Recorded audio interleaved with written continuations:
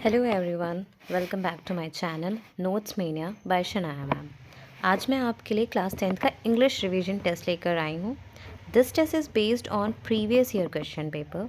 ठीक है, previous year questions जो बोर्ड एग्ज़ाम में बार बार आते हैं। तो हम इस चैप्टर में दो पढ़ेंगे, इस वीडियो में दो चैप्टर्स पढ़ेंगे। जो आपकी सबसे पहले बुक का चैप्टर है अ लेटर टू गॉड, और सबसे फर्स्ट पोम है डस्ट एंड स्नो। ठीक है, इस टेस्ट से आप अपनी प्रिपरेशन चेक कर सकते हो कि आपको कितना तैयार हो गया है, और second thing, important question revision कर सकते हो। So solve the test and boost your confidence. Let's start. देखिए, आपसे पहला क्वेश्चन पूछा है, in what manner did Lencho's confidence suffer damage? Did he hold any expectation of receiving assistance? आप इस क्वेश्चन को पढ़ के समझ रहे होंगे कि इसमें पूछा गया है कि लेंचो की कॉन्फिडेंस जो थी ना, वो कैसे डैमेज हो गई थी, और इसके बदले में वो क्या चाहता था, क्या एक्सपेक्टेशन करता था। Second question is, what idea does the postmaster come up with? What did he do to stick to his resolution? यानी कि इसकी वजह से लैंचो ने कुछ किया था, जैसे आपको पता है। अगर आई होप आपने ये चैप्टर्स पढ़ चुके होंगे पहले भी। अगर नहीं पढ़े हैं तो आप मुझे कमेंट में बता सकते हैं, हम आपको इसके नोट्स प्रोवाइड करा दूँगी।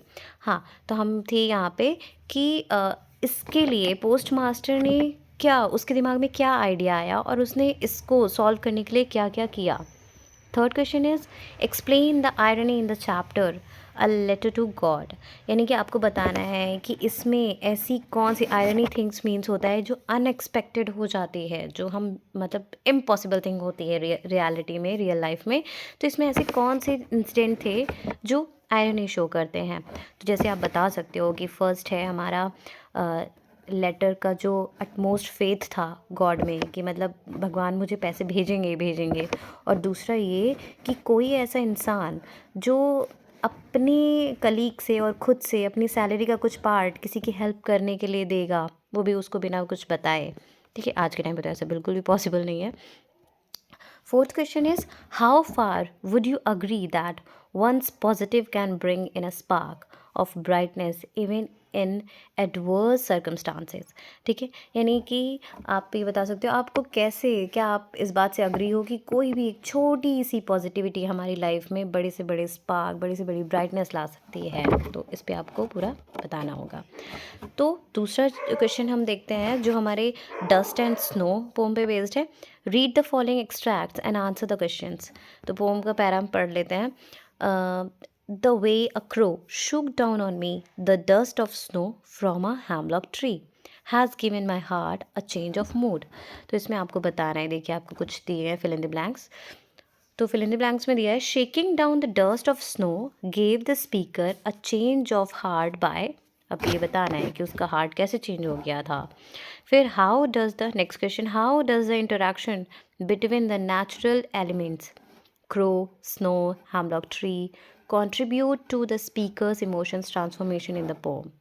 ठीक है, मतलब ये नेचुरल एलिमेंट्स उसकी लाइफ में कैसे ट्रांसफॉर्मेशन लेके चले आए, उसके इमोशंस को कैसे चेंज कर दिया, ये आपको बताना है 40 वर्ड्स में। नेक्स्ट है हमारा, dust of snow is refers to as. Dust of snow क्या रिफर्स करता है? मिस्ट करता है, डस्ट ऑफ ब्रांचेस करता है, स्नो रेजिड्यू करता है, स्नो फ्लेक्स करता है। तो आपको इनमें से कोई एक चूज़ करना है। नेक्स्ट है, the crow and the hemlock tree represent. Crow and hemlock tree क्या रिप्रेजेंट करते हैं? सॉरो को, एलेशन को, या होप, एंग्जाइटी, इंथुजियाज्म। तो आपको इनमें से कुछ ऑप्शंस बताने हैं कि कौन सा करेक्ट है। नेक्स्ट क्वेश्चन है, how sorry what mood of the poet is reflected in the poem dust of snow initially? What damages are used by the poet to bring about the effects? Comment.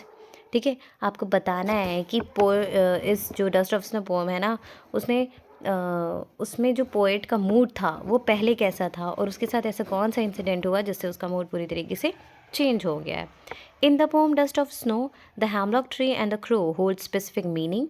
Elaborate on these symbols are utilised within the context of poem. यानी इस poem के basis पे आपको ये बताना है, इस poem के कॉन्टेक्स्ट में ये बताना है कि हैमलॉक ट्री और क्रो का क्या स्पेसिफिक मीनिंग है।